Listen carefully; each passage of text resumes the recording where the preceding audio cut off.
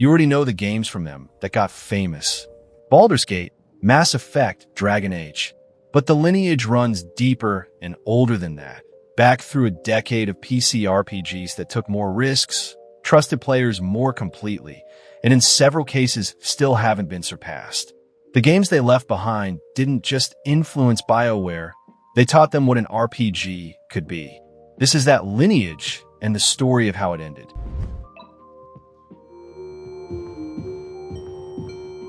Ultima Underworld doesn't get mentioned in the same breath as Doom when people talk about first-person games that changed everything.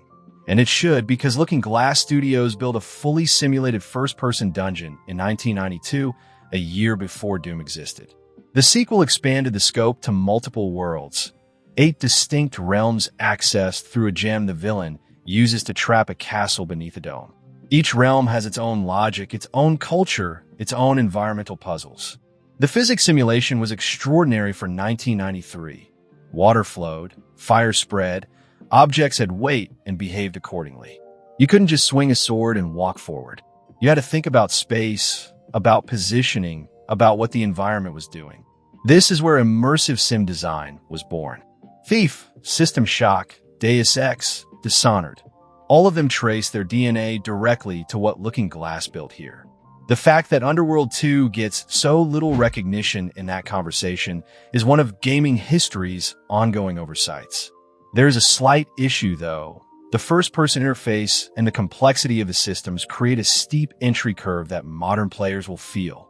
But if you care about where the games you love came from, this is required reading.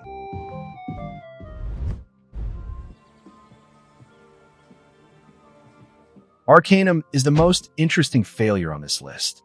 They build a Victorian steampunk RPG where technology and magic are mutually exclusive forces that literally cannot coexist. Every point you invest in technological skill degrades your magical affinity and vice versa. It's a world-building concept with mechanical teeth. A gnome inventor and a half-elf mage experience the same game world completely differently, and not just through stats. The setting is extraordinary. A world in the middle of an industrial revolution, where class conflict, colonialism, and species prejudice are woven into every town and quest line. You can play as almost any race, each with social consequences that the world actually enforces. Show up in a human city as a half-ogre, and NPCs will treat you like a threat before you've said a word. The main quest line involves a murder mystery aboard a crashing Zeppelin that spirals into something about the nature of fate and whether prophecy is a cage. It sounds ambitious, sometimes maybe too ambitious. You should also know this going in. Arcanum shipped in a state of notable incompletion. The combat is genuinely bad. Certain late-game areas feel unfinished. The community patch helps significantly, but the ideas, the setting, the systems, the morality are so good that the flaws feel like a tragedy rather than a dismissal. This is what happens when a brilliant team runs out of time and money. Bad one. Madam. Another game, perhaps? Temple of Elemental Evil is the most mechanically faithful D&D implementation ever built, and it shipped in a state that actively prevented people from experiencing that fact. Troika adapted the 3.5 edition rule set with a precision that still impresses tabletop players who encounter it. The turn-based combat runs on the actual D&D rules. Attack of opportunity, grapple mechanics, spell interaction, the full system, in a way that no other PC RPG had managed, and most haven't managed since. If you want to know what Dungeons & Dragons actually feels like as a game, mechanically, this is the closest any video game has come. The original adventure module is one of the most famous in D&D history. A classic dungeon with a corrupted temple at its center and layers of faction politics underneath. Troika adapted it faithfully, which means the structure is deliberately old school. Explore, fight, survive, descend deeper. But the launch state was catastrophic. Bugs that crashed saves, quests that couldn't complete, content that simply didn't function. The community patch, which took years to assemble, turned it into something close to what it was meant to be. The latest Steam release, I think, has this patch implemented. Even after all of that, It found a devoted audience of players who recognized what Troika had built underneath the broken surface. The tragedy is that the broken surface is why Troika didn't survive long enough to fix it.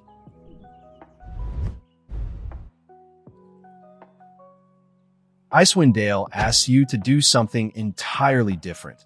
Build a party from scratch and fight your way through some of the most well-designed dungeon encounters in RPG history. There is no narrative surprise here. It knows exactly what it is.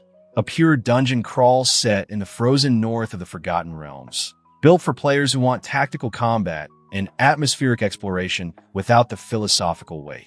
And within those boundaries, it's close to perfect. You create all 6 party members yourself.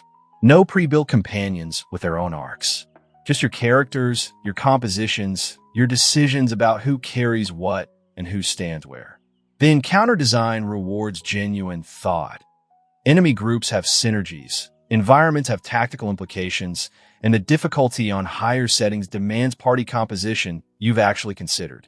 What this game has that most pure dungeon crawls don't is atmosphere. The art direction is extraordinary.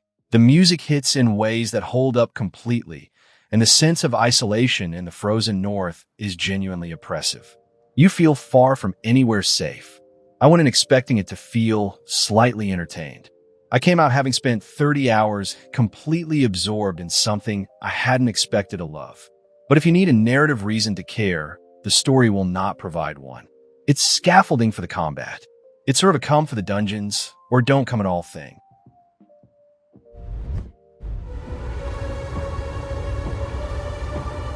I want to talk about Anachronox because almost nobody does, and that silence is a genuine injustice.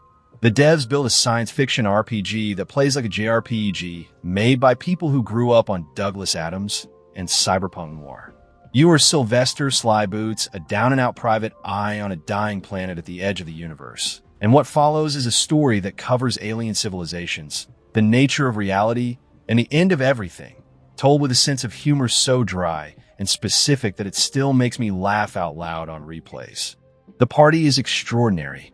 You eventually recruit a planet, an actual planet, miniaturized, sentient, and deeply embarrassed about its situation. The writing around this character is some of the funniest and most unexpectedly touching work in any RPG anywhere. The turn-based combat is functional without being exceptional. The game's engine, built on Quake 2, creates visual limitations that the art direction fights against constantly and mostly wins. The pacing in the second half loses some of the first half's momentum, but Anachronox ends on a cliffhanger.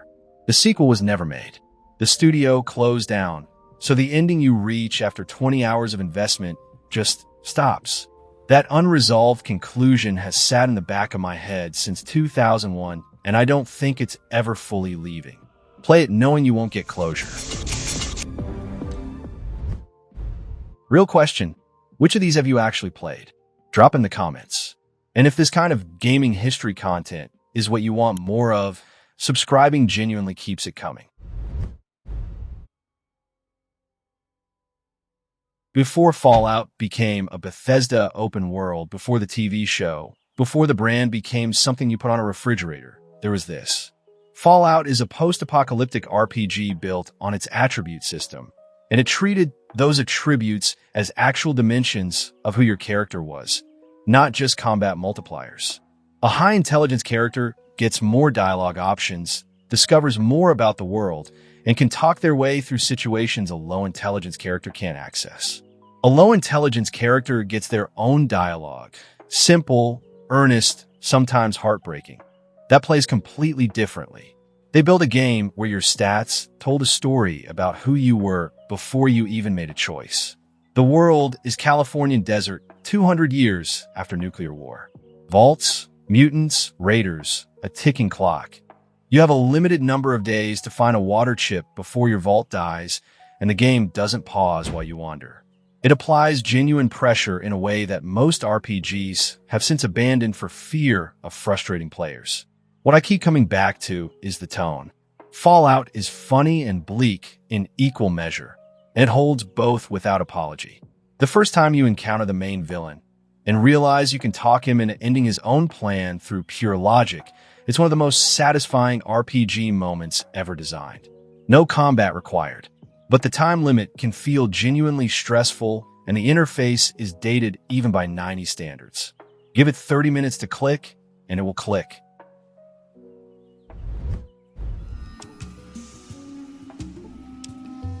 Fallout 2 is the game that happens when you take everything that worked in the first one and then refuse to apply any restraint whatsoever. It is larger, stranger, funnier, darker, and more broken in every possible direction. Your character is sent to find a Jack to save their village, and what unfolds is one of the most sprawling, digressive, and occasionally insane RPG experiences ever made. You could become a corn star, you could get married, or even join the mob. You can also unravel a government conspiracy of genuine scope and moral complexity, sometimes on the same afternoon. The companion system expanded here is a direct ancestor of every companion-driven RPG that followed. Each has a personality, opinions, and reactions to your choices. They're not optimized for combat first. They exist as people first. I'll be honest, Fallout 2 was bugged on release in ways that were pretty impressive. Certain quests broke. Some companions broke with them. The Restoration Project patch fixes most of it now, and you should use it. Even without it, the sheer density of what's here is extraordinary. It isn't tighter than the first. It isn't more focused. It's a game that believed in being more and mostly pulled off.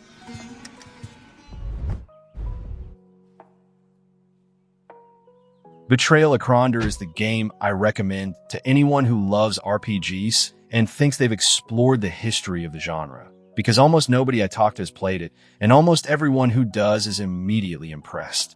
This is a 1993 RPG set in a licensed fantasy world, which means the writing is extraordinary by any standard, not just by RPG standards. The dialogue is great. The characters have lives of their own. The story, a political intrigue involving assassins, dark magic, and competing factions, unfolds across chapters that function almost like episodes of a novel. The combat is grid-based and tactical in ways that reward genuine thought. The chest puzzle system, ciphers and riddles that protect locked containers, is one of the most distinctive game mechanics of the era. You feel genuinely clever when you solve one, and genuinely frustrated in a productive way when you don't. I went in knowing nothing about the Rift War saga and came out wanting to read the books. That's the clearest possible evidence of what the writing accomplished. The thing about the visuals is that they're clearly 1993, and there's no graceful way around that. The writing and design are timeless. The presentation requires tolerance.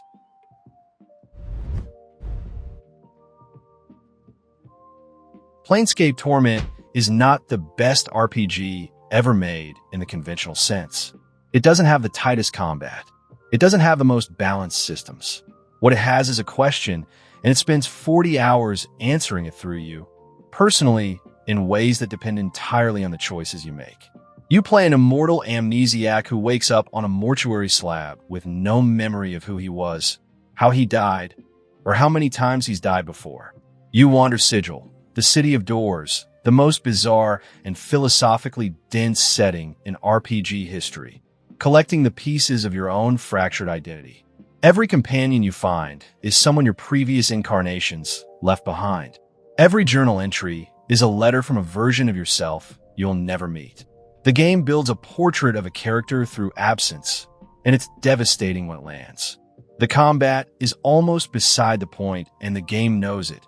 You can resolve an enormous portion of encounters through dialogue alone if your stats support it.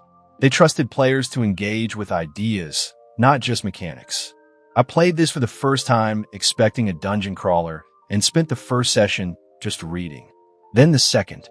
By the third, I'd stopped thinking of it as a game and started thinking of it as something closer to a novel that happened to let me make decisions. Nothing has replicated that feeling. The Infinity Engine, however, shows its age, and some of the middle sections drag in ways that test patience. Push through, and the ending earns everything that precedes it.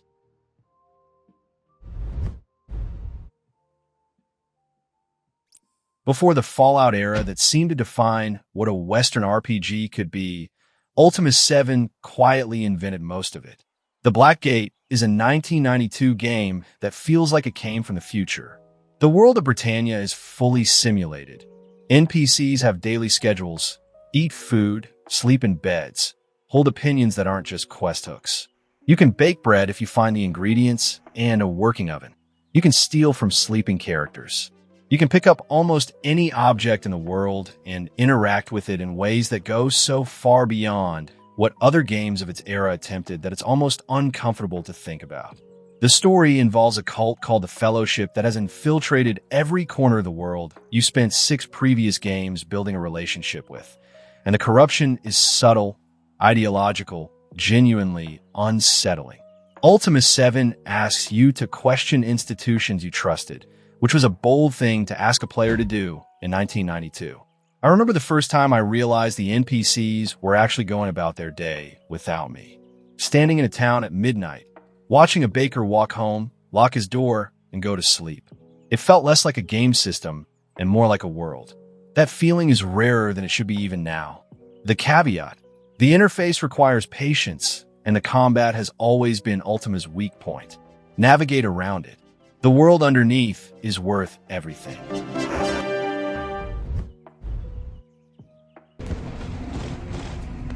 Bloodlines Shipbroken. Fundamentally, embarrassingly broken. A game released by Activision before it was finished because the publisher needed it out before Half-Life 2 took over the market. Troika's third game, and also their last. And it is one of the greatest RPGs ever made. You are a newly turned vampire navigating the politics of LA, a city divided between vampire clans with radically different abilities, aesthetics, and worldviews. You choose your clan at the start, and it changes everything. A Malkavian, driven insane by their embrace, speaks in riddles and non-sequiturs, and occasionally predicts the future in dialogue that you won't understand until hours later. A Nosferatu, physically monstrous, can never be seen in public by mortals without consequences and must navigate the entire game through sewers and shadows. The discipline system, vampiric powers, plays completely differently across all 7 clans. The writing is extraordinary. The characters feel inhabited in ways that still set a standard. The Santa Monica Beach level, which opens the game, remains one of the best RPG opening areas ever designed, dense with quests, personality, and world building delivered entirely through incidental dialogue. I played this for the first time with the unofficial patch, which fixed the worst of the launch state. The back half of the game, rushed, visibly unfinished in places, is still rough even with patches. The ending has 4 variations, and none of them are quite as good as the journey deserved. Troika submitted this game and then closed. The studio couldn't survive the launch state that Activision forced on them. Bloodlines was their final entry and their best work. That combination is the kind of thing that stays with you.